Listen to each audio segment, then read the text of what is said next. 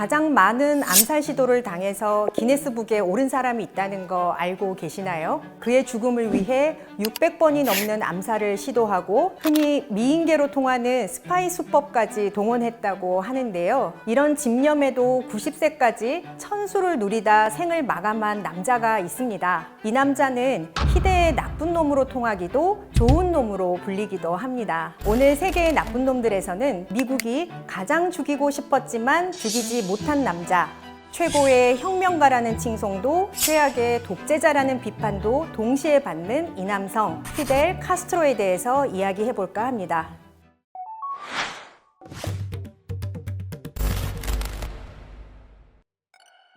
1959년부터 2008년까지 무려 638건의 피델 카스트로 암살 시도가 있었다고 하는데요. 피델 카스트로는 올림픽에 암살에서 살아남기라는 종목이 있다면 내가 금메달일 것이다 라고 말할 정도였습니다. 그 중에서 가장 많이 알려진 것은 카스트로가 좋아하는 시가에 독극물을 주입하려고도 했고요. 그가 스쿠버 다이빙을 즐긴다는 사실을 알고는 다이빙복에 독극물을 묻힌다거나 바닷속에 폭발물을 설치하려는 시도도 있었습니다. 친구를 포섭해서 총으로 사살하려고도 했었죠. 2000년 파나마에 방문했을 때는요, 연설을 할 연단 아래에 무려 90kg이나 되는 폭발물이 숨겨져 있는 것을 경호원들이 발견하기도 했습니다. 그렇다면 누가 그토록 카스트로를 죽이려고 했을까요?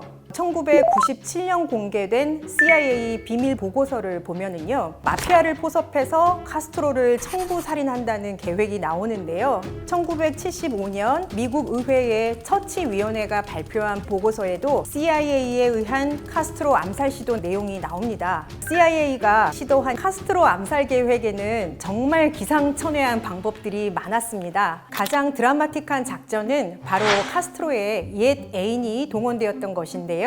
이 이야기는 대중들에게 많이 알려지기도 했죠. 특히 카스트로의 대사가 유명합니다. 날 쏠 수 없을걸? 넌 나를 사랑하니까.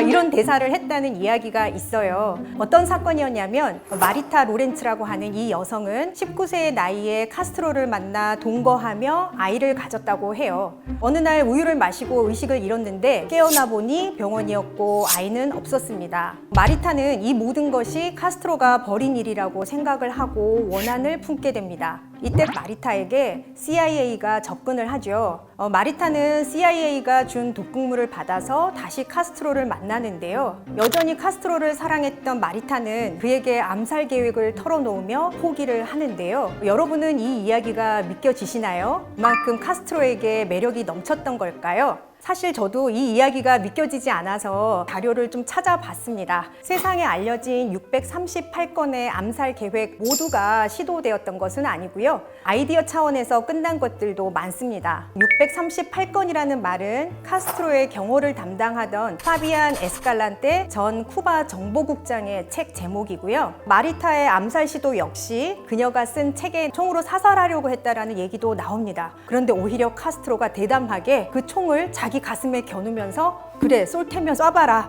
하는 그런 얘기를 했다고도 해요. 마리타와 카스트로가 1959년 같이 찍은 사진이 있는 걸로 봐서는 두 사람이 모르는 사이는 아닌 것 같고요. 실제 암살 시도가 있었는지는 확인되지 않았습니다. 그렇다면 미국은 왜 그토록 피델을 제거하고 싶어 했을까요?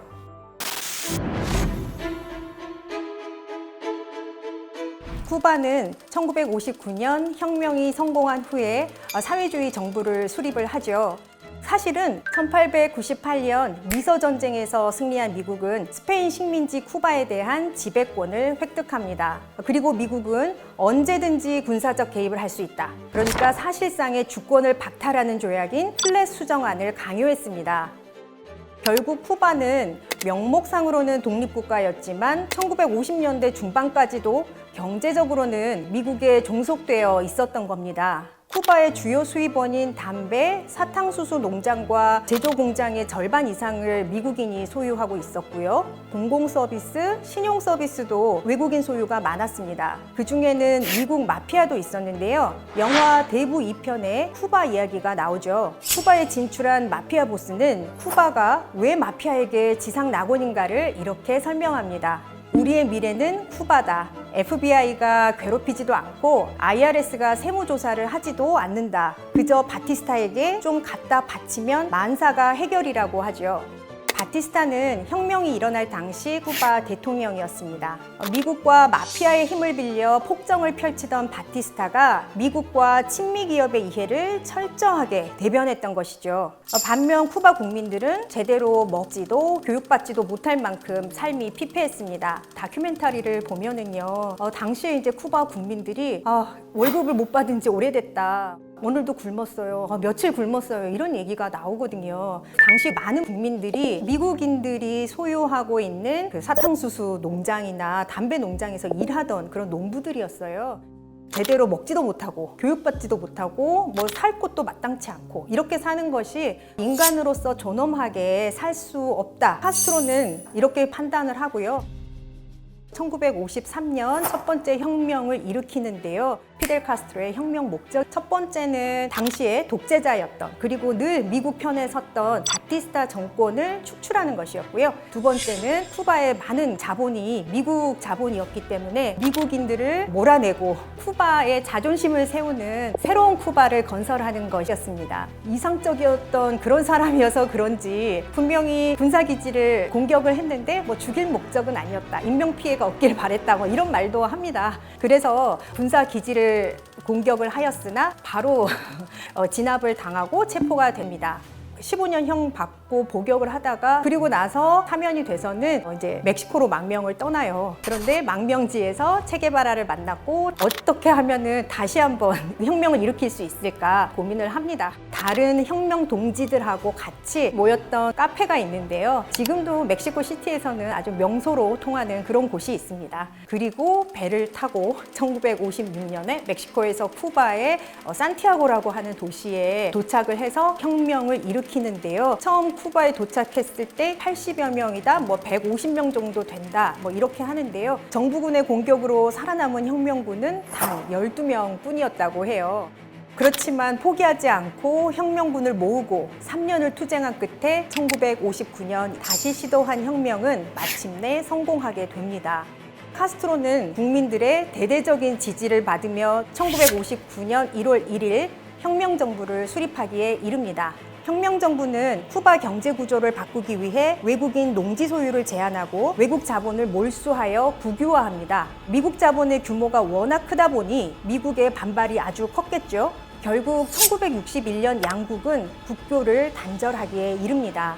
또 혁명 당시 사회주의 혁명을 표방하지 않았던 쿠바 정부는 점진적으로 사회주의 정책을 받아들이고 1962년에는 사회주의 정부임을 공식적으로 발표하게 되죠. 또 1962년에는 쿠바 미사일 위기가 일어나는데요. 1958년에 미국이 소련에 가까이 있는 튀르키예에 미사일 기지를 건설을 하거든요. 소련에 가까이 있기 때문에 소련은 미국이 언제든 소련을 침공할 수 있다라는 위협을 느끼게 됩니다. 그래서 소련도 미국 가까이 있는 곳에, 그러니까 마이애미에서 불과 170km 떨어진 쿠바에 미국을 타격할 수 있는 미사일 기지를 건설하려고 합니다.